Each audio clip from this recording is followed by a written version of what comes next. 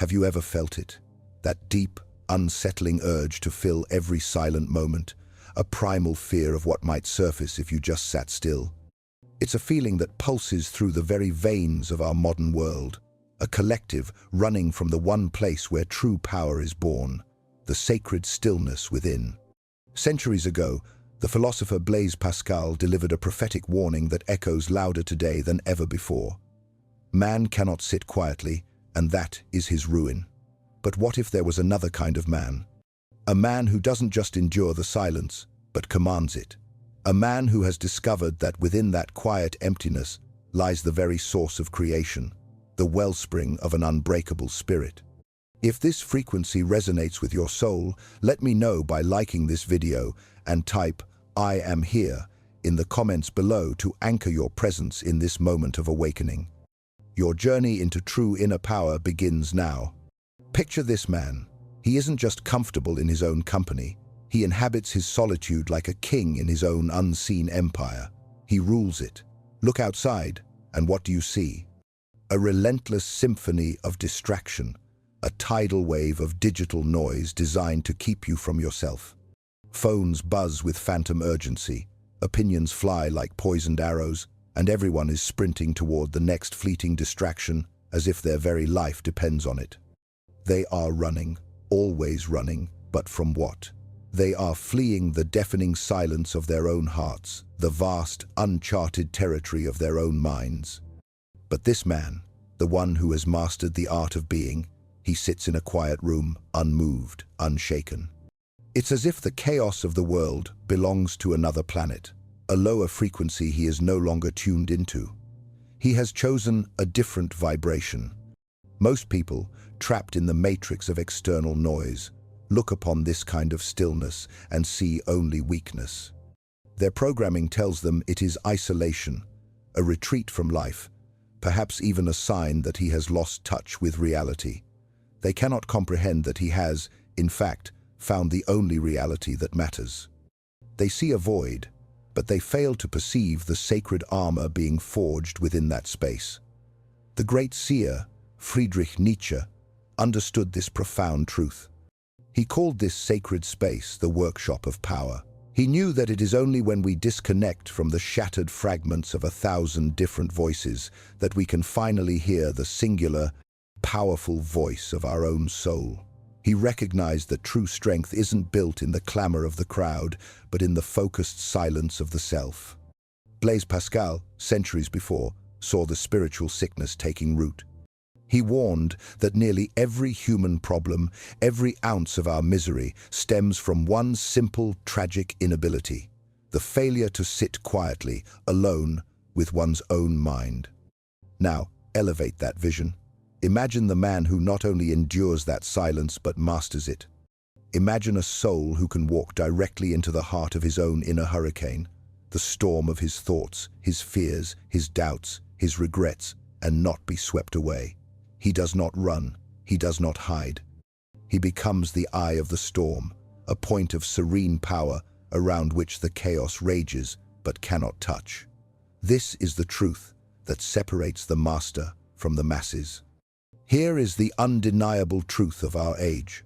Anyone can project an image of strength when the crowd is behind them, cheering them on. Anyone can feel brave when their ears are filled with the sweet sound of applause and external validation. But strip all of that away. Peel back the noise, the validation, the constant addictive feed of other people's attention, and what is left? Most men crumble. They disintegrate in minutes, lost without their external mirrors, telling them who they are. But not him. He stands firm because his sense of self is not borrowed, it is forged. He understands what Pascal and Nietzsche both saw, from different centuries, from different perspectives. The man who can command the storm inside has no equal outside. Once you truly see what this means, once you understand how mastering your own inner world becomes the master key to unlocking everything else, you might start to wonder. You might ask yourself if the world has been deliberately keeping you distracted for a reason. Pascal didn't need Instagram or TikTok to see the sickness coming. He saw it in the hearts of men centuries ago. He wrote that all of man's misery comes from one thing: his inability to sit quietly in a room alone. And if that was true in the 1602nd, what do you think he would say now? What divine truth would he see in our modern predicament? He never hears his own thoughts. He never learns to be the source of his own validation. His very mind becomes a crowded apartment where every stranger's opinion is given a key and his own soul is left homeless. His inner world is not his own. It is a colony, occupied by the trends, fears, and desires of the collective. And here's the uncomfortable part you must understand. You don't have to be an extrovert to be a part of this. Even the so-called quiet men fill their inner silence with the constant consumption of digital noise, sports scores, news updates, group chats, scroll, tap, anything to avoid the profound, heavy stillness of being alone with themselves. Why? Because silence is a mirror, and most men are terrified of what they will see reflected back. They are afraid to confront the truth that their life, as they know it, is not their own. Nietzsche would call it the fear of confronting the raw truth, that your beliefs, your habits, even your ambitions, were handed to you by someone else. That your personality is a collage, pasted together with the expectations of your parents, the pressures of your peers, and the programming of society. Pascal would simply say it's proof that you've lost command of your own mind. And both of these titans of thought would agree. A man who cannot sit still is a man who has already surrendered, long before the real fight for his soul has even begun. This is the world most men live in, a world of constant noise, constant movement, a constant, frantic running away from themselves. And the ultimate irony? The more they run, the more power they give away. Because here is the first secret to mastering everything else. If you cannot control your own attention, someone else already does. But what happens when a man refuses to run? What divine alchemy is sparked when he sits down in that empty room and does not flinch? That, my friend, is where the real story begins. That is the dawn of true creation. Here is what no one ever tells you about the path of solitude. The first stage isn't strength, it is the raw, painful confrontation with your own weakness. When a man first steps away from the noise, he does not feel like a king. He feels stripped bare. There is no crowd to echo back his worth. There is no constant stream of messages telling him who he is, what he should want, what he should believe. It's just him. And that's when the shadows start to speak. The regrets he's buried under years of distraction, the fears he's disguised with busyness, the questions he's never dared to answer because the answers might break him, they all rise to the surface. Nietzsche had a different word for this harrowing experience: the desert. It is the place where every borrowed value, every second-hand belief, withers and dies under the intense heat of self-awareness. And it is here, in the profound heat and emptiness of this inner desert, that most men turn back. They cannot bear the exposure. They run back to the comfort of the herd, grateful to drown again in its noise, happy to forget they ever tried to face themselves. But the man who stays, the man who endures the trial of the desert, he learns something the others never will. He learns that this confrontation with weakness is the forge. He realizes that solitude isn't peaceful at first. It's brutal. It's the weight room of the mind, and those first sessions hurt like hell. Picture it: the artist staring at a blank canvas, resisting the urge to scroll for inspiration. The fighter training alone in a silent gym, no music, no coach shouting in his ear. The entrepreneur reviewing his failures without anyone there to soften the blow. Every minute feels longer, every thought feels heavier, but with each session, something shifts. The noise in his head starts to fade, not because the thoughts are gone, but because he's learning to face them without flinching. He's learning to breathe in the storm instead of running from it. This is the passage Nietzsche knew was necessary. It is the death of the man the crowd created, so the real one, the true self, can emerge. And Pascal would nod here too, because in mastering that first hour of stillness, a man begins to reclaim the throne over his own mind. It is not glamorous. No one will applaud you for it. But it is the absolute foundation of every kind of power worth having, because now the real forging begins. The man who survives this first stage of solitude doesn't just sit quietly anymore. He begins to work. Nietzsche called this the will to power, but it is not about controlling other people. It is about mastering yourself so completely that your environment bends to the strength you've built. And solitude is the forge where that strength is made. This is where the void turns into a workshop. No one is watching, no one is clapping, no one is checking in. And that is the point. Without an audience, every repetition you do, whether mental or physical, is for you alone. That is why it matters. That is why it works. Think of the great creators, the true innovators, the outliers in any field. They were not forged in conference rooms or brainstorm meetings. They were forged in hours, months, years of solitary focus. The painter, who spends whole nights alone in a studio, covered in paint, chasing an image only he can see. The martial artist, drilling the same movement 1,000 times in silence, feeling every muscle learn its role. The strategist, mapping out a future no one else believes in. Yet, this is the grind the crowd never sees. And that is exactly why they will never understand where your edge comes from. Pascal would look at this stage and see something else too. Stillness has now become an ally, not an enemy. The man no longer needs constant stimulation. His nervous system resets. His focus deepens. He can think in hours, not minutes. Nietzsche would say he has crossed the desert. The old self is gone. In its place stands a man who creates his own values, his own goals, his own reality. He is no longer borrowing meaning, he is manufacturing it. And here is the irony. The crowd thinks solitude is inactivity, but this is where the most decisive activity of a man's life happens. Because when you train in silence, you can hear things others can't. You see patterns, weaknesses, opportunities. You are no longer reacting to life anymore, you are shaping it. It is in this stage that the man starts building what Pascal would call an unshakable citadel within. Every day, he lays another stone. Discipline, clarity, patience, skill. And when the storms of life come, that citadel does not sway. This is also where solitude becomes addictive, but not in the way distraction is addictive. Distraction sedates you. Solitude builds you. And once you have felt that kind of growth, you can never go back to living like everyone else. The man has now forged his will, but power without direction is just potential. The next question is, how does he use it? To lead, to act, to master everything else. That is where Pascal takes the reins again.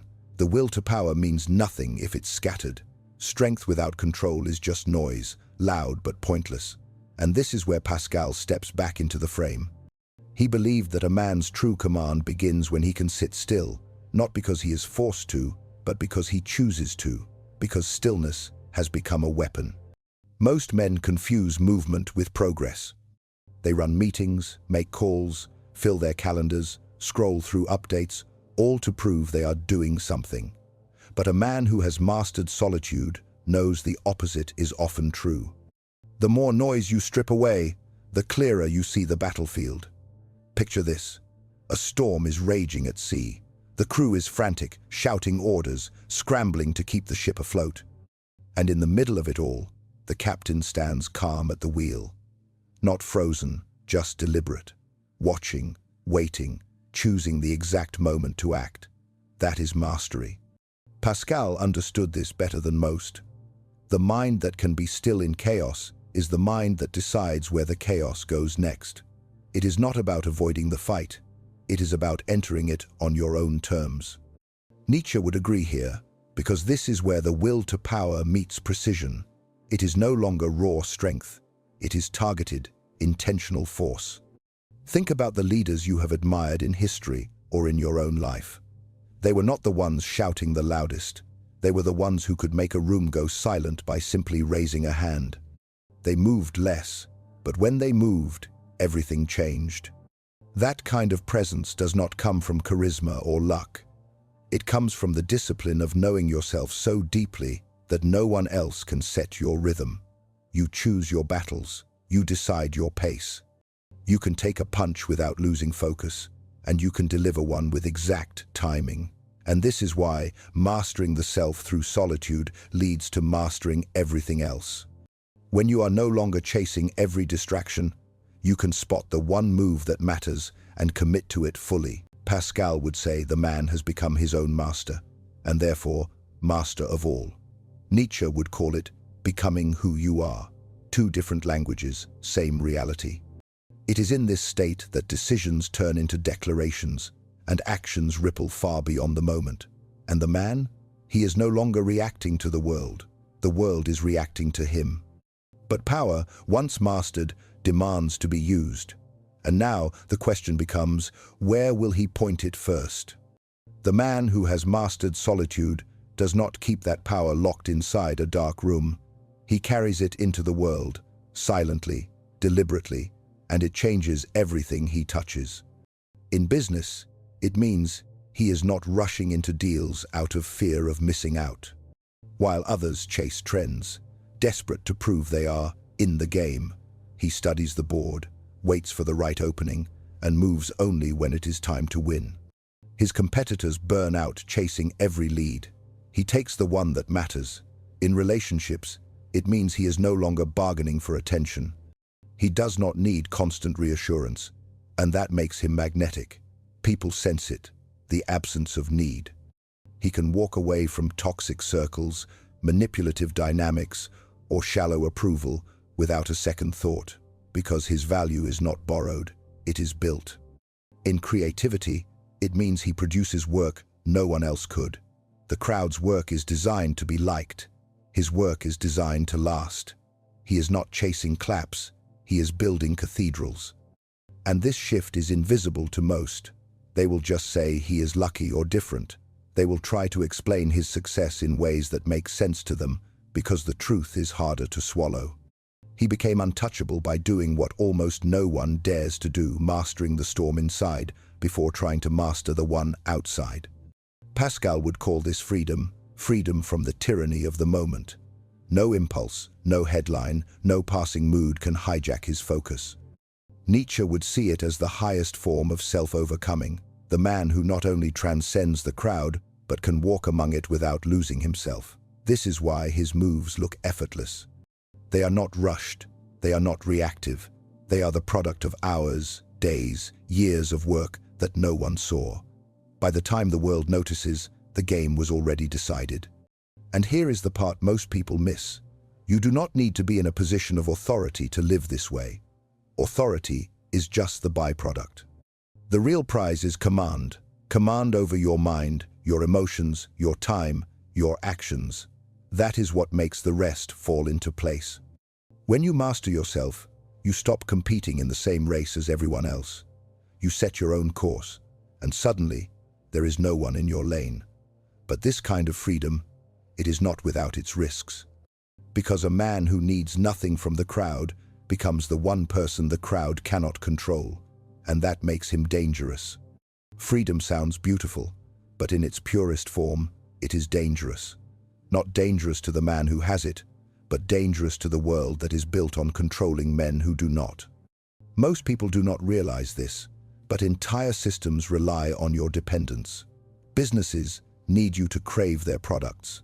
Politicians need you to need their promises. Social circles need you to need their approval. A man who masters solitude breaks that chain. He is no longer buying things to impress people he does not respect. He is no longer voting for leaders out of fear. He is no longer bending himself to fit into groups that drain his spirit. He can step into the crowd, move through it, even work with it, but he does not belong to it. And the crowd knows. That is why it treats him differently. Sometimes with respect, sometimes with suspicion, sometimes with hostility. Because when a man can walk away from anything, the people who cannot will see him as a threat. Nietzsche would say, this is the moment the sovereign individual appears, a man whose values are entirely his own. Pascal would see it as the final proof of mastery, the ability to be at peace anywhere, even in the middle of 1,000 competing voices. But here is the irony. He is not trying to rebel. He is not shouting about independence or demanding recognition. He is simply free. And freedom, that quiet, is the hardest kind to fight.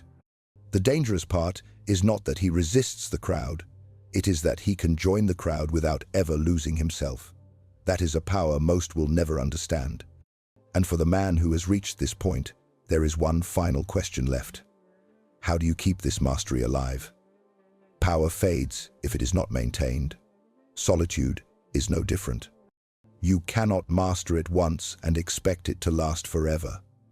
It is a muscle, and like any muscle, it withers when ignored. Pascal knew this.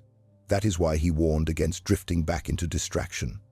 Once you have tasted the calm of a mind you command, going back to noise is not just a step backward, it is surrender. Nietzsche knew it too. Self-overcoming is not a single event. It is a lifetime of rising above who you were yesterday. The man who stops climbing the mountain does not stay where he is. He slides back down. So here is the challenge. 7 minutes alone every morning.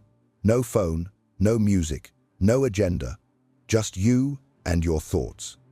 7 days with no social media, not to prove anything to anyone, just to feel what the silence does to you. 7 weeks where you pour at least one uninterrupted hour a day into a project that matters only to you. Your mind will try to pull you back into the herd. It will scream for its usual dose of distraction. Let it scream. Sit anyway, because here is what happens if you commit. Pascal will teach you to sit in the storm without fear. Nietzsche will teach you to walk out of it, carrying power no one can take from you. And when you combine the two, you do not just master solitude, you master the world outside it. Remember this, if you can sit alone and rule yourself, you can walk anywhere and rule the day.